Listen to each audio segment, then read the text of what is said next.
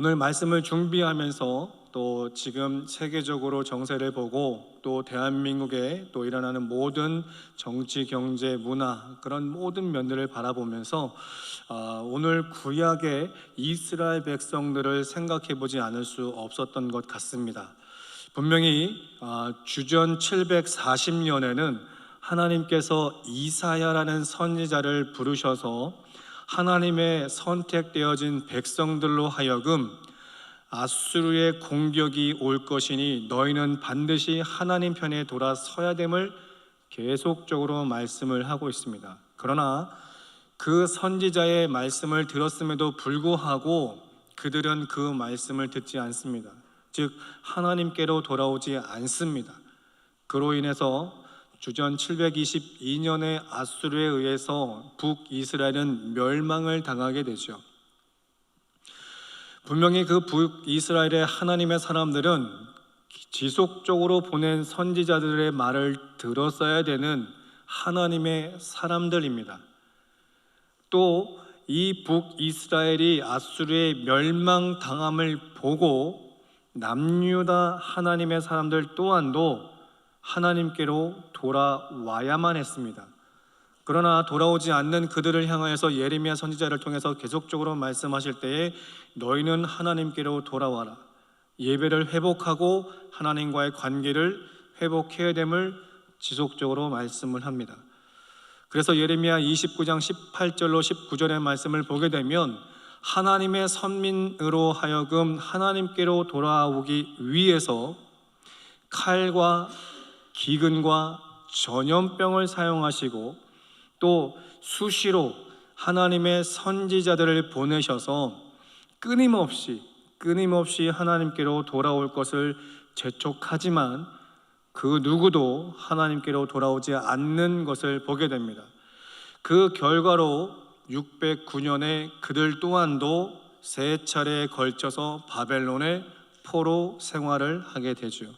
완전히 남유다 또한도 멸망의 결과를 낳게 됩니다.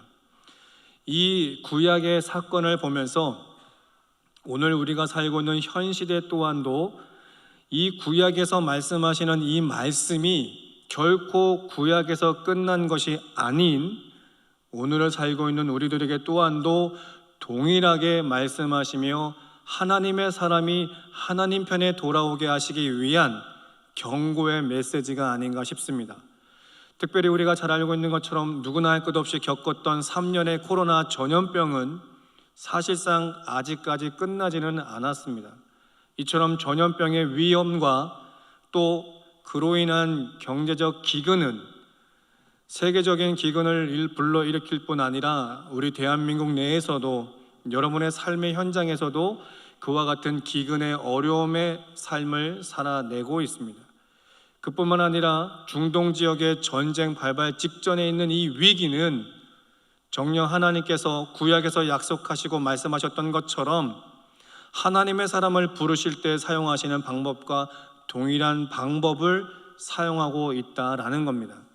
더 나아가서 하나님이 이 시대의 많은 주의 종들을 통해서 지속적으로 말씀합니다.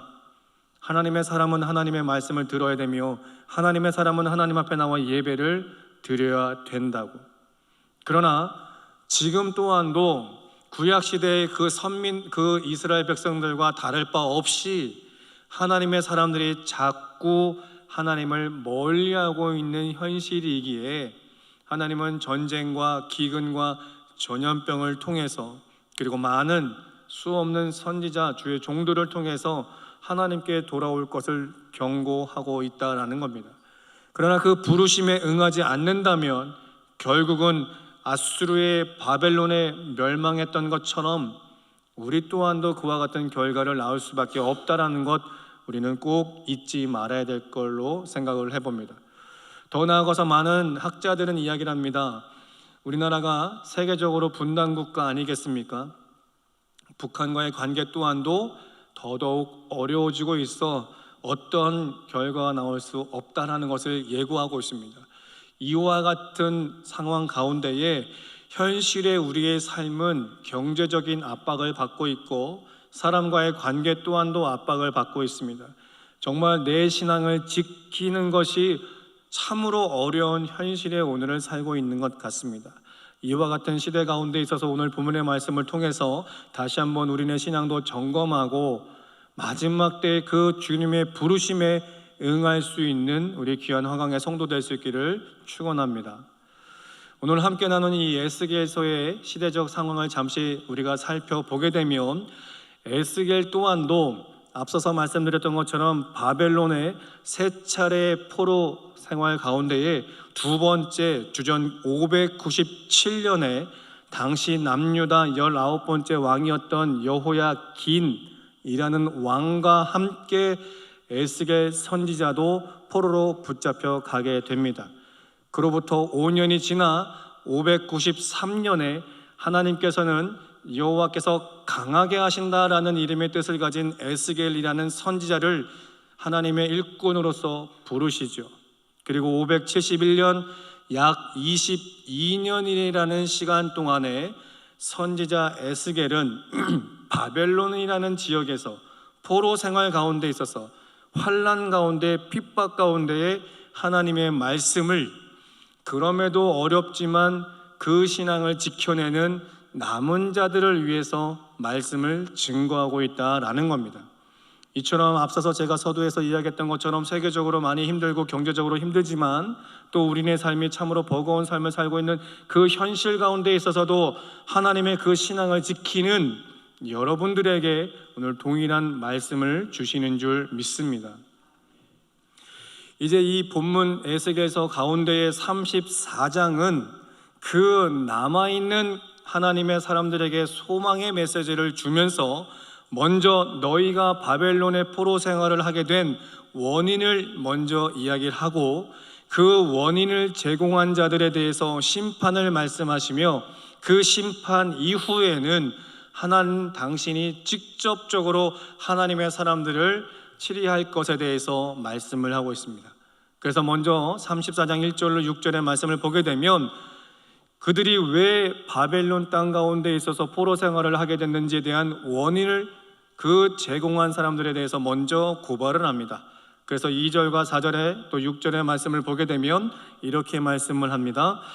인자야 너는 이스라엘 목자들에게 예언하라. 그들 곧 목자들에게 예언하여 이르기를 여호와께서 이같이 말씀하시되 자기가만 먹는 이스라엘 목자들은 이라고 이야기를 하죠. 이스라엘 백성들이 바벨론에 끌려간 이유는 그 당시의 목자들이 당신들의 배를 채우기에 급급했다라는 것을 이야기를 합니다.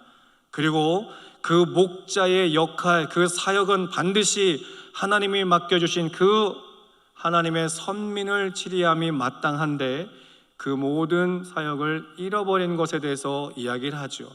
그리고 4절에는 이처럼 말씀합니다.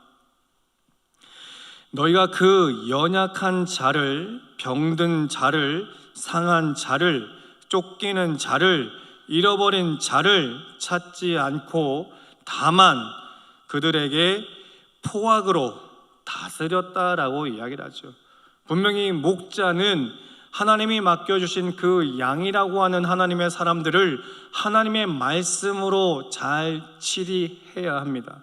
그래서 쉴만한 물가로 그들을 인도해내야 되는 사명이 있음에도 불구하고 목자들은 그 양들에 대하여서 포악한 것으로 그들을 가르쳤다라는 것을 이야기를 하죠.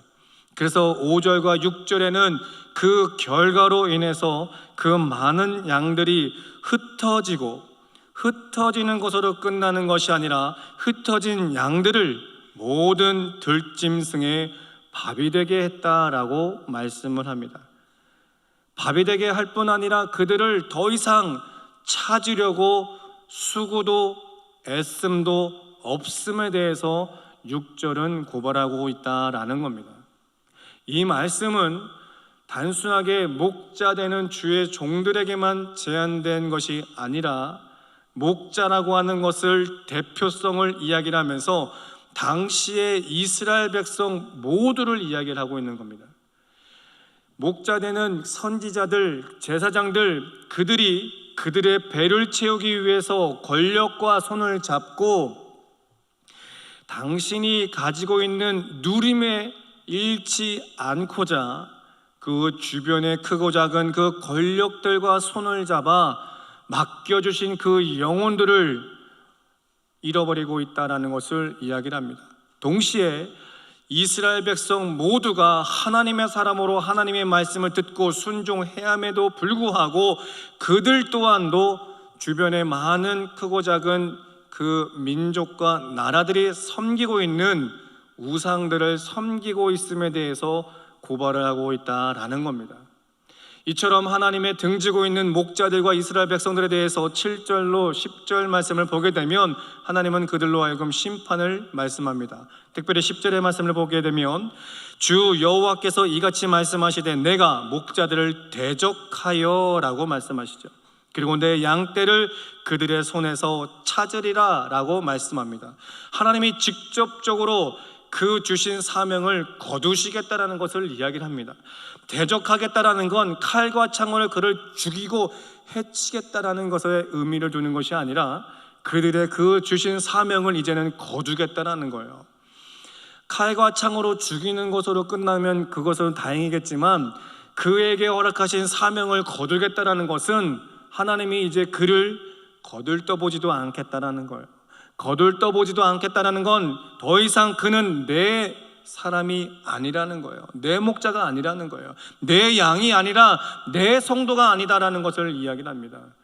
하나님께서 이와 같이 내 목자, 내 성도를 당신이 손을 놔버리면 우리는 현실의 그 어려움 속에 노출되어 언제든지 들짐승에 갈기갈기 찢기어 죽을 수밖에 없는 그런 존재라는 겁니다.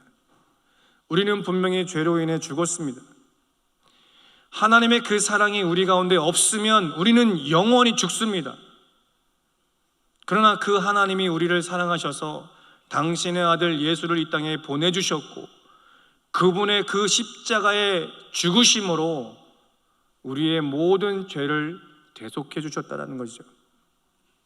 그런데 그분이 우리를 놔버리면 이제는 그 은혜 가운데 있어서 우리가 설 수 없음에 대하여 이야기를 하는 겁니다. 우리가 그 은혜 가운데 설 수 없다라는 건 무엇을 의미합니까? 예수로 말미암아 우리는 구원받아 천국에 대한 소망을 가졌으나 버림을 받았다라는 건 이 천국의 소망 또한도 우리는 분실한다, 잃어버릴 수 있다는 것을 이야기하는 것이죠. 얼마나 무서운 경고의 말씀입니까? 얼마나 무섭습니까? 그런데 이와 같이 하나님께서는 그들을 대적하며 또다시 말씀하시기를 내 양떼를 그들의 손에서 찾으리라. 하나님이 이제는 직접적으로 그들에게 간섭하시겠다라고 약속의 말씀을 하고 있는 것이죠. 그렇게 말씀하시며 11절로 16절의 회복의 약속의 말씀을 하시며 16절에는 이렇게 말씀합니다. 그 잃어버린 자를 내가 하나님이 찾으며 쫓기는 자를 내가 돌아오게 하며 상한 자를 내가 싸매주며 병든 자를 내가 강하게 하려니와 살찐 자와 강한 자는 내가 없애고 정의대로 그것들을 먹이리라 라고 말씀합니다. 이제는 하나님이 직접적인 간섭을 하시겠다라는 것이겠죠. 그래서 하나님께서 16절에 말씀하고 있는 찾으며 돌아오게 하며 싸매주며 강하게 하겠다라고 하는 이 말씀은 당신이 직접적으로 찾아가서 누가복음 15장 8절의 말씀과 같이 잃어버린 한 드라크마를 찾는 여인의 그 심정으로 내가 간절한 마음으로 잃어버린 자를 찾아 나서겠다는 거예요. 하나님이 직접적으로 찾아 나서겠다라고 하는 것을 말씀을 하고 있습니다. 두 번째, 돌아오게 하겠다라고 하는 이 말씀은 원어적으로 보게 되면 회복의 말씀을 이야기를 합니다. 회복시키시겠다. 우리가 길을 가다가 잘못된 길을 갔을 때 돌아섭니다. 그러나 이 돌아오게 하겠다라고 하는 이 말씀의 뜻은 돌아서는 것으로 끝나는 것이 아니라 회복시키시겠다라는 말씀과 동시에 내가 그와 내가 너와 함께 가겠다라는 것을 말씀하세요. 돌아서면 돌아서는 것으로 끝내시는 분이 아니라 돌아서는 자에게 회복과 함께 하심을 약속하고 있다라는 겁니다. 또한 싸매 주시겠다라고 말씀하시죠. 싸매 주다라는 건 무엇을 의미하겠습니까? 내가 너를 통치하겠다라는 겁니다. 내가 다스리겠다라는 거예요. 내가 지배하겠다라는 거예요. 지배한다라는 것은 우리가 잘못 이해를 하면 그 권력 아래, 칼과 창 아래 지배당함을 우리가 이야기할 수 있지만, 이 지배당하다라는 건 그 전능하신 주권자 하나님께서 내 삶에 함께하면서 모든 것을 간섭하며 인도해내겠다는 것을 말씀하시는 거예요. 어떻게 하면요? 돌아서면요. 그리고 마지막, 강하게 하겠다라고 하는 이 말씀은 내가 너를 견고하게 세워주겠다라는 것을 말씀하세요. 우리는 부족한 인간입니다. 죄인입니다. 죄인이고 부족하기 때문에 우리 스스로는 강할 수가 없습니다. 세상의 그 어깨의 무거움으로 인해서 때로는 넘어질 수 있고 자빠질 수도 있고 시험 들어 돌아설 수 있는 존재이죠. 그러나 그가 여러분과 함께 하시면, 그가 나와 함께 하시면 그분으로 인하여 내가 견고해질 수 있음에 대해서 이야기를 하는 거예요. 지금 누구에게 이야기합니까? 바벨론의 포로 생활 가운데에 그 힘든 시간 속에서 신앙을 지키겠다라고 하는 하나님의 양들에게 하시는 말씀이죠. 오늘 현실의 세계는 어렵고 그 세계의 정세로 인해서 이 민족 또한도 어려워지고 있고, 민족의 어려움으로 인해서 여러분의 삶은 덧없이 힘든 삶을 살고 있습니다. 그러나 그 가운데 있어서 오늘 거룩한 주의 날, 비가 옴에도 불구하고 내 신앙을 지키겠노라고 주의 전에 올라온 여러분들에게 약속하는 말씀이에요. 내가 끝까지 너를 찾으며 돌아오게 하며 싸매주며 강하게 하겠노라고 하나님은 말씀하고 있는 것이죠. 이 구약에 약속되어진 이 말씀, 정녕 하나님이 지키셨을까? 정말로 하나님께서 이와 같이 하신 말씀에 대해서 지키셨을까? 바벨론의 1차로 포로 생활을 시작할 때에 함께 끌려간 귀족들이 있습니다. 그들 가운데 대표적으로 다니엘이 있었고 그의 세 친구들이 있었죠. 그들은 처음에 포로로 붙잡혀 갈 때에 그들은 10대의 나이에 붙잡혀 갑니다. 철없는 나이에 붙잡혀 갑니다. 우리 자녀들, 10대의 어린 아이들을 보십시오. 환경에 어려움을 부딪히면 언제든지 변심하는 게 우리 어린 아이들입니다. 그리고 무서워 떨며 부모를 찾는 게 아이들이죠. 그런데 이 10대에 붙잡혀간 다니엘과 사드락 메삭 아벳느고의 그 세 친구들은 10대에 바벨론에 붙잡혀가 음식으로 인해서 참으로 첫 시험을 당하게 되죠. 분명히 그들 또한도 철없는 나이에 그들이 요구하는 대로 그들 또한도 행할 수 있습니다. 그러나 그들의 결과는 어떻겠습니까? 끝까지 그들의 신앙을 지키겠나라고 하지 않습니까? 그로 인해서 하나님께서 그들을 더 높이시는 결과를 우리가 보지 않았겠습니까? 그리고 그로부터 약 50여 년이 지나 다니엘과 그 세 친구들은 60대를 맞습니다. 60대에 맞는다라는 건 이제 힘도 조금은 약해지고 마음도 조금은 약해질 수 있는 나이 아니겠습니까? 그런데 그때 그보다도 더 큰 시험이 옵니다. 우상 앞에 절을 해라. 그러지 않으면 풀무에 던져질 것이고 사자굴에 던져질 것이다. 그런데 그들의 고백은 어떻습니까? 아니라 나는 절할 수 없다. 만군의 여호와 하나님께서 우리를 지키실 것이다. 아니 그리야 아니하실지라도 나는 신앙을 지키겠노라 고백하지 않습니까? 한 달 30일 동안 기도 안 하면 그것이 무엇이 어때서? 한 달 30일 동안 하나님께 예배하지 않으면 그것이 어때서? 그러나 다니엘은 늘상 그래왔던 것처럼 창을 열고 성전을 향하여 그 말씀을 붙들고 하나님 앞에 예배하며 기도하지 않습니까? 그들의 결과는 풀문에 던져졌습니다. 더 큰 고통 가운데 던져졌습니다. 사자굴 가운데 던져졌습니다. 그들이 입을 열면 몇 날 며칠을 굶었기 때문에 순식간에 그를 잡아먹을 수 있죠. 찢길 수 있습니다.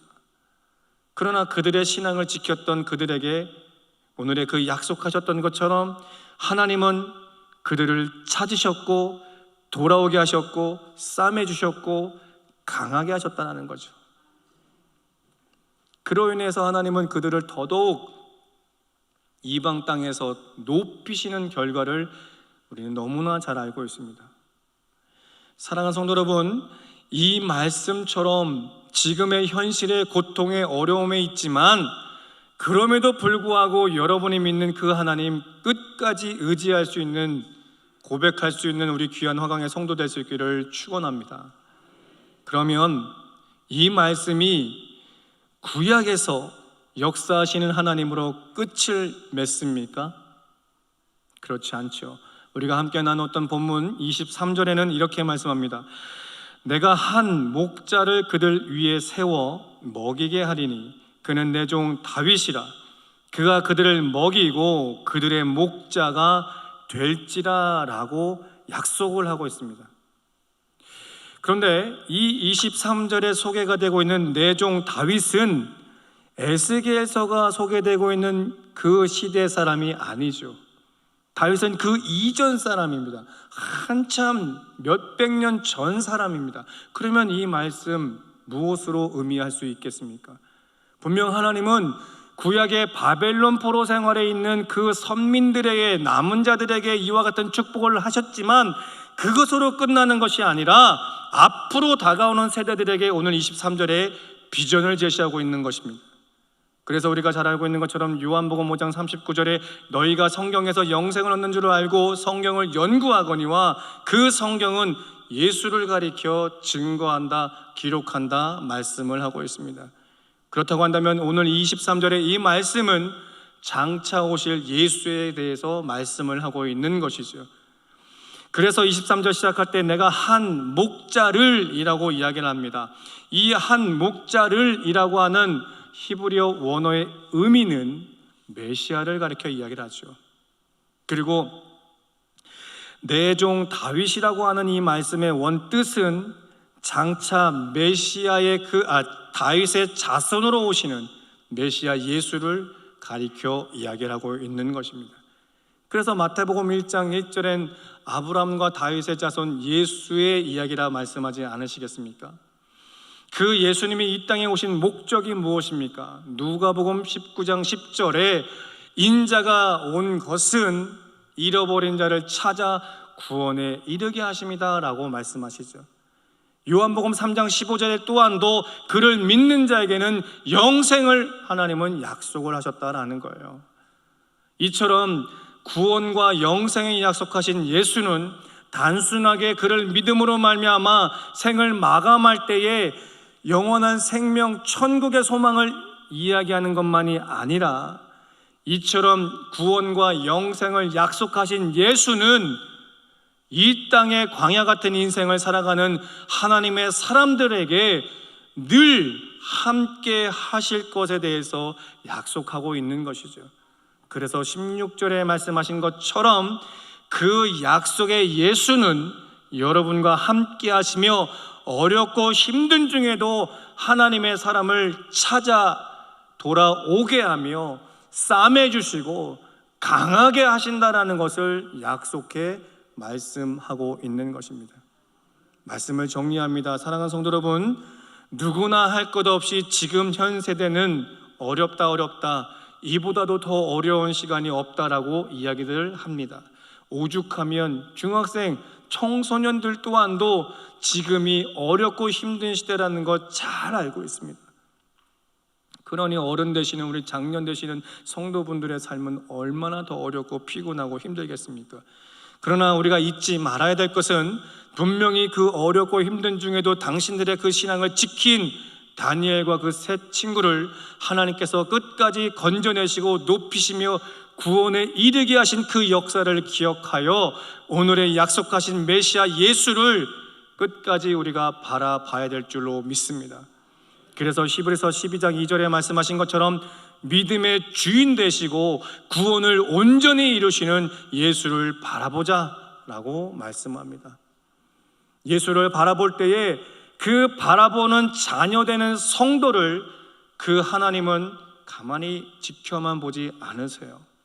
반드시 여러분이 가는 그 모든 길목에 그 하나님은 여러분을 보호하시고 찾으시고 돌아오게 하시며 싸매 주시고 강건하게 해주실 줄로 믿습니다.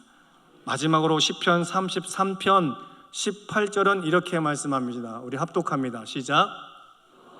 그를 경외하는 자 곧 그의 인자하심을 바라는 자를 살피사 그들의 영혼을 사망에서 건지시며 그들이 굶주릴 때에 그들을 살리시는도다.